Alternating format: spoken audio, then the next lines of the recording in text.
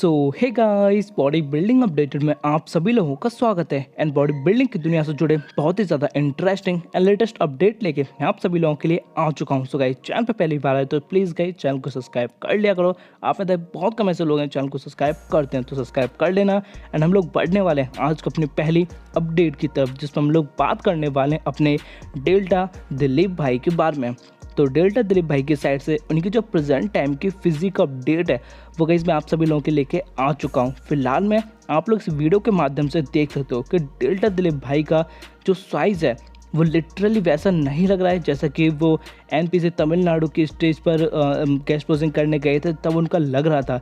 अब चाहे ऐसा बोल सकते हो कि उस टाइम जो गेस्ट पोजिंग की वीडियो थी उसका एंगल उतना सही नहीं था जितना कि ये जो हम लोग को वीडियो में डेल्टा दिलीप भाई की नॉर्मल वीडियो देखने को मिल रही है। बाकी डेफिनेटली यहाँ पे जो साइज़ है वो काफ़ी ज़्यादा उनका अप्रोप्रिएट एंड काफ़ी अमेजिंग साइज़ लग रहा है। एंड जैसे कि वो बताते हैं कि मैं साइज़ पे नहीं बल्कि एस्थेटिक पे काम कर रहा हूँ, तो ये गाइस उनकी साइड से इस अपडेट को कैप्शन दिया जाता है। बाकी लेट्स सी आगे आने वाले टाइम के अंदर वो हम लोग को और कितना अपना एस्थेटिक लुक दिखा पाएंगे। लेट्स सी एंड देखते हैं उनका जो शो अनाउंस होगा वो कौन सा हो सकता है। फिलहाल के लिए हम लोग बढ़ते हैं आज को अपनी नेक्स्ट अपडेट की तरफ, जिसमें हम लोग बात करने वाले हैं अपने दीपक नंदा यानी कि अपने इंडियन रॉक भाई के बारे में। तो इंडियन रॉक भाई की साइड से उनकी जो प्रेजेंट टाइम है गेस्ट पोजिंग की जो वीडियो है जो कि वो ग्रैंड प्रिक्स एनपीसी स्टोर के अंदर गए थे, वो गाइस वो अपनी गेस्ट पोजिंग वहाँ पे करते हैं जिसमें कि वो अपना साइज़ भी एंड फिलहाल में कैसे लगते हैं अपने इंडियन रॉक भाई वो भी हम लोग को दिखाते रहे हैं। यहाँ पे डेफिनेटली साइज़ वाइज वो काफ़ी ज़्यादा इम्प्रूव्ड आप लोगों को दिखाई देंगे। एंड धीरे धीरे जो है वो उनका जो लेग साइज़ है जो कि इनको क्रिटिसाइज़ किया जाता था पहले उनके लेग साइज़ को लेके, अब एक अच्छा खासा एक्स फ्रेम भी हम लोग को देखने को मिल रहा है। एंड अगेन आने वाले शो के अंदर वो और भी अमेजिंग हो जाएंगे। एंड एक और ग्रेट न्यूज़ निकल के आती है कि रिसेंट में अपनी जो दीपक नंदा भाई हैं वो बहुत जल्दी हम लोग को एक पेरेंट्स के रूप में भी देखने को मिलेंगे, जो कि उनकी लाइफ का एक आई थिंक बहुत ही स्पेशल मोमेंट होगा। बाकी लेट्स सी आगे उनकी साइड से क्या अपडेट्स आती हैं। फिलहाल के लिए हम लोग बढ़ते हैं आज को अपनी नेक्स्ट अपडेट की तरफ, जिसमें हम लोग बात करने वाले हैं अपने नितिन चंडीला भाई के बारे में। तो रिसेंट में वो अपना इंजरी का अपडेट देते हैं कि कैसे उनको इंजरी हुई थी, तो क्या उन्होंने बोला है आप लोग खुद ही सुन लीजिए। भाई आपके हाथ में जो इंजरी हुई है वो कैसे हुई, प्लीज थोड़ा सा बताओ, हमें बताओ कि कैसे हुई। तो सबसे पहले तो आप ये देखो भाई, पूरा हाथ एकदम मतलब लग नहीं रहा, मुझे तो लग रहा है कि मेरा ट्राइसेप गायब हो चुका है। ऐसे मतलब फ्लेक्स करने पे देखो ये वाला ऐसे आ रहा और ये वाला पूरा विजिबल हो रहा है, तो लग नहीं रहा कि ट्राइसेप्स है, बस थोड़ा सा ही डर है कि टूट ना गया हो। तो हुआ कैसे हुआ, ऐसे कि मैं डंबल प्रेस कर रहा था, 35 kg का डंबल था फ्लैट बेंच प्रेस पे, तो एकदम वो जैसे ही डंबल लिफ्ट किया तो बेंच एकदम थोड़ा आगे स्किट हो गया और ऐसे हाथ से बस डंबल यहीं तक आया और हाथ नीचे गिर गया। तो बस शुक्र ही है कि हाथ पूरा ऐसे नहीं गया, वरना शायद जॉइंट से टूट सकता था। बट डॉक्टर ने बोला अभी कि 3-4 दिन में अगर आराम होगा तो ठीक है, अदरवाइज वरना MRI करेंगे, कोई अंदर से टेंडन ना टूट गया हो।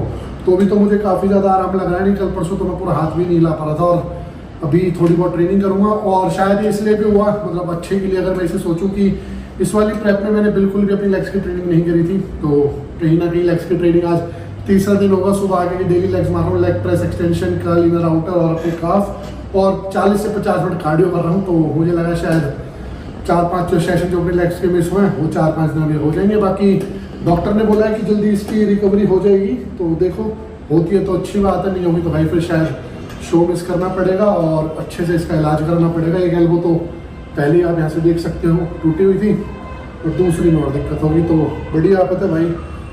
इंजरी पीछा नहीं छोड़ रही, कभी कभी तो ऐसा लगता है कि एज अभी 26-27 साल होगी, बट जो मेरी जॉइंट्स की एज है वो ऑलरेडी 40-50 हो चुकी है। ठीक है, तो करते हैं अपनी ट्रेनिंग और आपको दिखाते हैं। चलो बाकी तो भाई मैं यही आशा करूँगा कि अपने जो नितिन चंडीला भाई हैं वो जल्दी से जल्दी अपनी इंजरी को रिकवर कर लें एंड फास्ट रिकवरी हो जाए एंड हम लोग को अपने नेक्स्ट शो के अंदर भी कॉम्पीट करते नजर आए। बाकी लेट्स सी आई के अपडेट्स आती हैं मैं आप लोग के साथ में शेयर कर दूंगा। फिलहाल के लिए हम लोग बढ़ते हैं आज को अपने नेक्स्ट अपडेट की तरफ, जिसमें हम लोग बात करने वाले हैं अपने वर्धन मल्होत्रा भाई के बारे में। तो आफ्टर लॉन्ग टाइम उनकी भी साइड से उनका जो प्रेजेंट टाइम का फिजिक अपडेट है वो गाइस वो शेयर कर देते हैं। जैसे कि आप लोग को पता होगा कि वो रिसेंट में भारत प्रो शो यानी कि दिल्ली प्रो शो के अंदर कॉम्पीट करने वाले हैं, जो कि अप्रॉक्सीमेटली वो 19 से 20 डेज आउट हैं। फिलहाल के लिए यहाँ पे जो वो अपडेट शेयर करते हैं, जिसमें कि आप लोग देख सकते हो कितना ज़्यादा अमेजिंग लग रहे हैं एंड उनकी जो चेस्ट है वो कितनी ज़्यादा बिगर एंड कितनी ज़्यादा आप लोग को ह्यूज दिखाई देगी। डेफिनेटली ऑल्सो उनका जो वेस्ट है वो काफ़ी ज़्यादा स्मॉलर अभी आप लोग को देखने को मिलेगी। जो एक उनका वाइल्ड फ्रेम है वो इसको और भी ज़्यादा प्रॉपर एंड एक प्यारा बीटेबल बनाने में काफ़ी मददगार भी साबित होगी। साथ के साथ उनके शोल्डर पहले के मुकाबले आप लोग को और भी ज़्यादा राउंड एंड 3D शेप में देखने को मिलेंगे, जो कि उनका शोल्डर टू बेस्ट रेशियो और भी ज़्यादा इम्प्रूव्ड होता हुआ हम लोग को नज़र आएगा। बाकी लेट्स सी कि 20 डेज़ के बाद बर्दन मल्होत्रा भाई कैसा परफॉर्मेंस करते हैं। फिलहाल के लिए हम लोग बढ़ते हैं आज को अपनी नेक्स्ट अपडेट की तरफ, जिस पर हम लोग बात करने वाले हैं अपने सन फिजिक यानी कि सुंदरम भाई के बारे में। तो रिसेंट एनपीसी ग्रांड प्रिक्स के अंदर वो हम लोग को कॉम्पीट करते हुए नजर आते हैं एंड यहाँ पे आप लोग देख सकते हो कि अपने सन फिजिक भाई कितने ज़्यादा अमेजिंग लग रहे हैं फ्रंट साइड से। एंड जो खास तौर पे उनकी इम्प्रूवमेंट है वो आप लोग देखोगे उनके चेस्ट के अंदर उनके शोल्डर पहले के मुकाबले और भी ज़्यादा 3D शो करते हुए नज़र आ रहे हैं। उनकी बेस्ट है वो और भी ज़्यादा नैरो हम लोग को देखने को मिल रही है। एंड ऑल्सो यहाँ पे जो उनकी बैक है वो एक अच्छी खासी वाइड फ्रेम कैरी कर रहे हैं एंड जो थिकनेस इस बार जो उन्होंने ऐड करी है वो काफ़ी ज़्यादा अमेजिंग लग रही है। एंड एक वाइड फ्रेम बैक हम लोग को अभी देखने को मिल रही है सुंदरम भाई की। तो डेफिनेटली ये सब कुछ मिला के उनका जो एक स्ट्रक्चर आ रहा है वो काफ़ी ज़्यादा प्यारा स्ट्रक्चर आता है एंड ये 20 डेज़ के बाद में वो और भी ज़्यादा इम्प्रूव्ड करते नज़र आएंगे। हालांकि इस शो के अंदर तो वो 4th पोजीशन अचीव करते हैं, बट गाइस इस बार चांसेस हैं कि वो मैन फिजिक डिवीज़न के अंदर की प्रो कार्ड की रेस में इस बार वो सबसे आगे भागने वाले हैं। एंड देखते हैं आगे क्या अपडेट्स आती हैं एंड क्या उनका पैकेज रहता है इस बार का। फिलहाल के लिए हम लोग बढ़ते हैं आज का अपनी नेक्स्ट अपडेट की तरफ, जिसमें हम लोग बात करने वाले हैं कुछ इंटरनेशनल बॉडी बिल्डर्स एंड उनकी न्यूज़ एंड अपडेट्स की तरफ, जिसमें हम लोग बात करने वाले हैं निक वॉकर के बारे में। तो निक वॉकर जैसे कि आप लोग को पता होगा कि रिसेंट में उन्होंने कॉम्पीट किया था न्यूयॉर्क प्रो शो के अंदर एंड उससे पहले पिट्सबर्ग प्रो शो के अंदर गैस पोजिंग करते हुए हम लोग को नजर आए थे, जिसमें कि उनका गट बहुत ही ज़्यादा बाहर निकल रहा था एंड उसके लिए वो बहुत ही ज़्यादा क्रिटिसाइज भी किए जाते हैं एंड बहुत सारे लोग उनको हेट देने लगते हैं कि इतना साइज एंड इम्प्रूवमेंट करने का भी क्या फ़ायदा जब वो अपनी गट पे ही कंट्रोल नहीं कर पा रहे हैं। उनका गट इतना बाहर निकल के आ रहा है एंड लोगों का गुस्सा और भी ज़्यादा निकल के आता है जब वो 1 वीक बाद न्यूयॉर्क प्रो शो कॉम्पीट करने वाले होते हैं ये जानकर। और लेकिन जब वो न्यूयॉर्क प्रो शो की स्टेज पर आते हैं लिटरली जैसे कि उनका गट जो है वो गायब भी हो गया हो। एंड जो निक वॉकर न्यूयॉर्क प्रो शो के अंदर आए थे एंड जो पिट्सबर्ग प्रो के अंदर आए थे वो दोनों ही हम लोग को अलग ही नज़र आते हैं। एंड ये देख के सभी हैरान भी हो गए क्योंकि जो पिट्सबर्ग शो के अंदर आए थे निक वॉकर वो निक वॉकर थे ही नहीं। एंड उसका छोटा सा कंपैरिजन जो है वो आप लोग देख सकते हो कि 1 वीक के अंदर उन्होंने कितना ज़्यादा चेंजेस किया है अपने बॉडी के अंदर।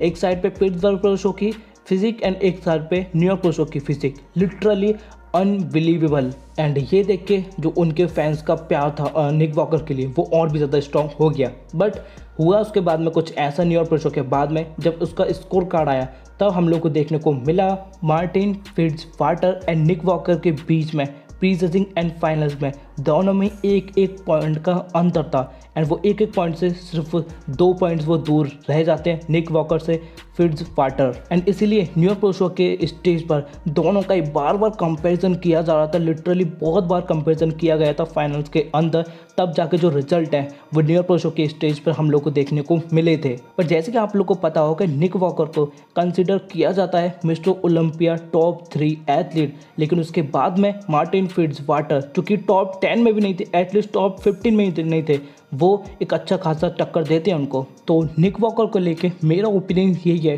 कि बेशक निक वॉकर न्यूयॉर्क प्रो 2024 जीत जाते हैं, बट उनको ऐसा सोचना चाहिए कि जो एथलीट इस साल मिस्टर ओलंपिया में अपना डेब्यू करने वाला है वो उनको एक शो के अंदर इतनी ज़्यादा टक्कर दे जाता है कि मात्र 1 पॉइंट का डिफरेंस रह जाता है उनके बीच में। तो डेफिनेटली ये एक सोचने की चीज़ हो सकती है निक वॉकर के लिए। बाकी लेट्स सी आगे आने वाले अपडेट जो है वो कैसे रहते हैं। फिलहाल के लिए हम लोग बढ़ते बढ़ते हैं आज का अपनी नेक्स्ट अपडेट की तरफ, जिसमें हम लोग बात करने वाले हैं अली बिलाल भाई के बारे में, जो रिसेंट में ही सबको ही हैरान करके रखा है, क्योंकि रिसेंट में उन्होंने पिट्सबर्ग प्रो शो जीता था, उसके बाद में न्यूयॉर्क प्रो शो जीत गए एंड अब वो आफ्टर शो अपनी रिएक्शन देते हैं एंड बहुत सारी लंबी उन्होंने वीडियो बनाई है, लेकिन उसमें से जो मेन पार्ट था वो मैं आप लोग के लेके आ चुका हूँ एंड क्या कुछ उन्होंने बोला है आप लोग देख लीजिए, लेकिन उससे पहले भाई सब्सक्राइब जरूर कर लेना जिन्होंने अभी तक नहीं किया हो।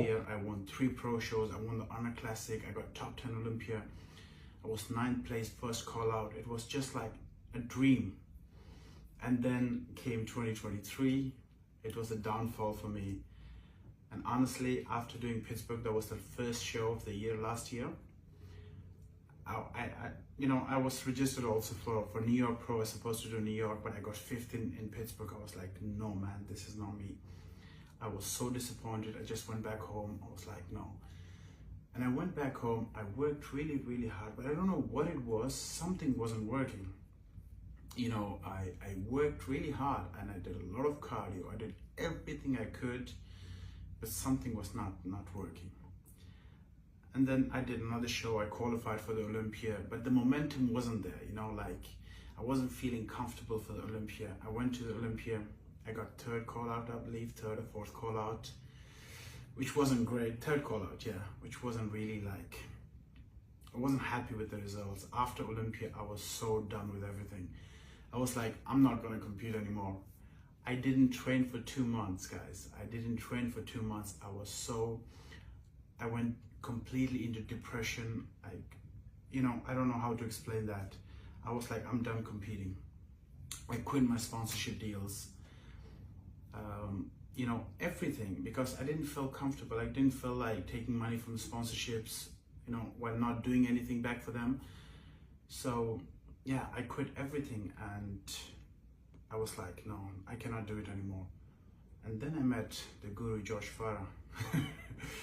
The guy, I'm so grateful. I don't know how to thank him. And we did a blood test, everything was great. And he was like, Ali, give me a chance. Let me make this right. You have the potential. So I did everything he told me to do. The last weeks before the show, it didn't even feel like prep. It was going so smooth, so easy. Things were going so easy because I didn't have any expectations for myself, I just did everything I could do, but without any expectations. I was like, I'm going to go back to Pittsburgh. There were shows in Europe these weeks. I'm not saying Europe shows are small or anything, but I had something to prove. I was like, I'm going to go back to Pittsburgh. Even if I get 4th place, 3rd place, 2nd place, I'm going to be more than happy. I just want to improve than what I did last year, because the first show of the year is one of the most important show that there is. You want to start the year right. So I wanted to start from Pittsburgh. Last year I started from Pittsburgh. I got 5th and it was all gone. So this year I wanted to do the same thing, and I came to Pittsburgh with no expectations. I didn't thought I will win. Not at all. I thought I would be like top 3. I would be very, very happy with that. My coach was like, you're gonna win. He believed in me. My wife believed in me, but I somehow didn't. I don't know why, because maybe it's because of the 2023. So I won the show, and it was like, after the prejudging, I was like, wow, I went home, I prayed, and I was like so grateful. I was like, wow, I came to the finals, I won, and I saw that the results, it was 3 points, and I couldn't believe, that last year I got 5th, and then you win the show. It was just an amazing feeling. We went to New York and we won New York as well. So I just want to say with this video, what I want to say is, you might have a downfall, you might feel like you're no one, and it's easier going from down to top, but it's always very hard going from top to bottom and then climbing up again. It's very, very difficult. But if you can do that, you're gonna be unstoppable. And that's what I did, and I'm so grateful for everything. And now it's time to go back home, go back to work. I have 5 months I believe, to improve for the Olympia, and I want to be in that first call out. I don't care, I'm going to be in 5th or 9th or 10th. Just want to be that first call out. And I know there's still better guys than me out there, and I cannot bring them to my level, but I can get to their level. I can work hard and I can one day be as good as them. बाकी एक चीज़ और add on करने की थी जो अली बिलाल भाई ने नहीं बोली। अली बिलाल भाई एंड पेट्रोचेव्स के बीच में Pittsburgh pro show and New York pro show के अंदर दोनों के ही अंदर 3 पॉइंट्स का डिफरेंस था एंड अली बिलाल भाई को दोनों शो के अंदर 3 पॉइंट्स मिले थे। तो दर्शाता है कि अली बिलाल भाई ने इस बार कितनी ज़्यादा इम्प्रूवमेंट करी है एंड कितना ज़्यादा अच्छा खासा वो पैकेज लेके आए थे। बाकी लेट्स सी इस बार वो मिस्टर ओलंपिया के अंदर कैसा परफॉर्मेंस करते हैं, जैसे कि उन्होंने बोला है कि इस बार वो टॉप 10 का ट्राई करेंगे। बाकी लेट्स सी। तो गाइस फिलहाल के लिए तो आज के लिए तो सिर्फ इतनी अपडेट्स थे। अगर चैनल पे पहली बार है तो चैनल को सब्सक्राइब करके बेल नोटिफिकेशन को ऑल जरूर से प्रेस कर लेना, जो लोग भी नए आए हों। एंड मैं मिलता हूं आप सब लोगों से नेक्स्ट वीडियो के साथ में। तब तक के लिए bye guys and take care all.